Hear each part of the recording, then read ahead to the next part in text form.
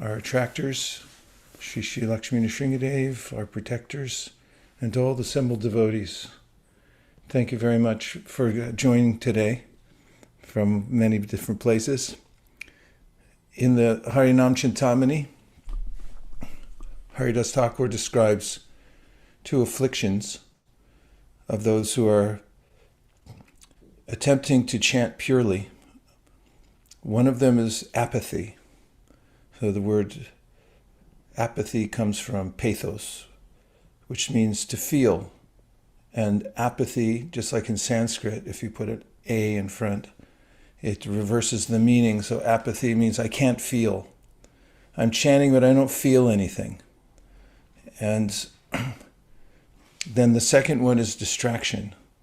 Although I'm chanting, my mind goes to various other objects, ideas, activities. So he gives a couple of recommendations, does Haridas Thakur, for overcoming apathy. And one of them is to sit with other Vaishnavas and chant Hare Krishna. Because when we sit with others and we notice that they have feeling when they're chanting, it's quite natural if you see somebody eating something and that they're getting some enjoyment and think, oh, let me have that. I want some too. And then the feeling starts to come by association of devotees. I know in the past I've had the opportunity to sit with advanced Vaishnavas. Somehow they let me come near them and chant with them. And just hearing them chant, like one godbrother, I've described it, when he's chanting, it sounds like he's drinking a beverage that's, so sweet that I'm thinking, I would like to drink some of that too. And so that's one of the remedies for apathy. So that's why we hold this japa circle, just come together and feel what others are feeling when they're chanting, hear what others are experiencing when they're chanting. Is quite natural to want to also experience that.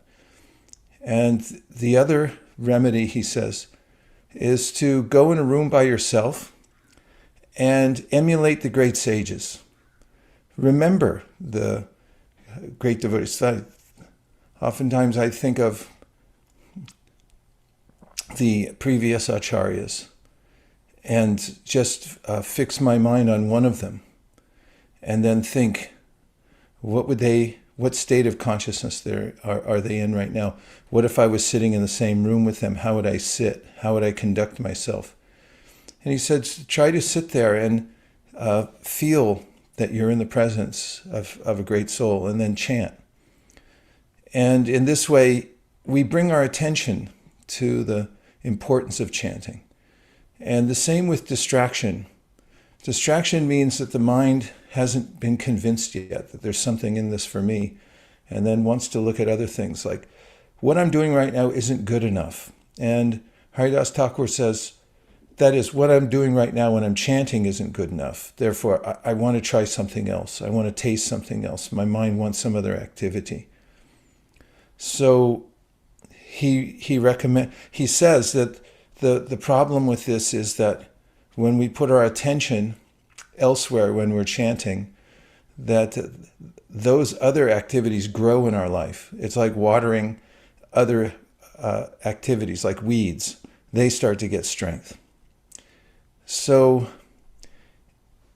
hearing about the holy name, for instance, verses from the Shastra which describe the miraculous effects of chanting and how there is nothing else except for the holy name. You consider the fact that beyond us working for survival in this world, which requires some kind of shelter, and it also requires some food, then you start to go up the pyramid of the hierarchy of needs, and very quickly you come to see that that isn't enough, just survival.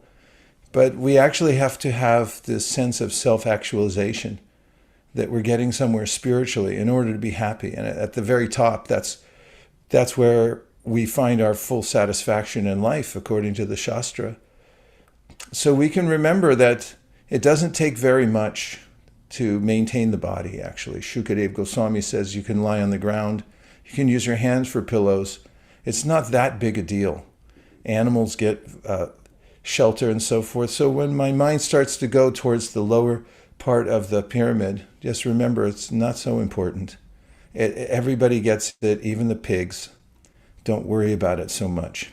Move up the pyramid to the highest level. And cultivate this understanding that what I am is, and what is under my control is my attention. And at the time when I leave this body, after this very short life, the only thing I have is my attention, and the only asset I have is how I've developed my attention towards the holy name. That's our line. And we can be very fixed on that this is the primary point of focus on the holy names. So when we get that kind of fixity of purpose by hearing about the purpose of life, how we're going to leave the body, how we need to fix our minds on the holy name, then we can invest in the practice and say, this is worthwhile. And when the distraction comes, say, no, I'm doing a discipline now. I have to fix my mind in one place. Without that, if I do it mindlessly, the mind will go, well, if I do it without such purpose, the mind will find other purposes for me. So frame or be framed. If I don't frame my exact purpose for my attention, then the undisciplined mind will take me to a myriad other places. So remembering that our two obstacles in chanting are apathy and distraction. At least those are two major ones. And we're here to remedy those by sitting with devotees and chanting, and also remembering that the goal of life is to remember Krishna, especially at the time of death, and that we're in a practice session right now. So get ready and do your due diligence. Do your repetitions now.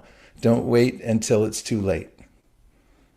So we'll start off with the Panchatattva mantra to gain entryway into the process itself through Sri Chaitanya Mahaprabhu and his associates who distributed the process to us and invited us in to chant the names of Radha and Krishna and worship in that realm. Otherwise, we have no qualification whatsoever.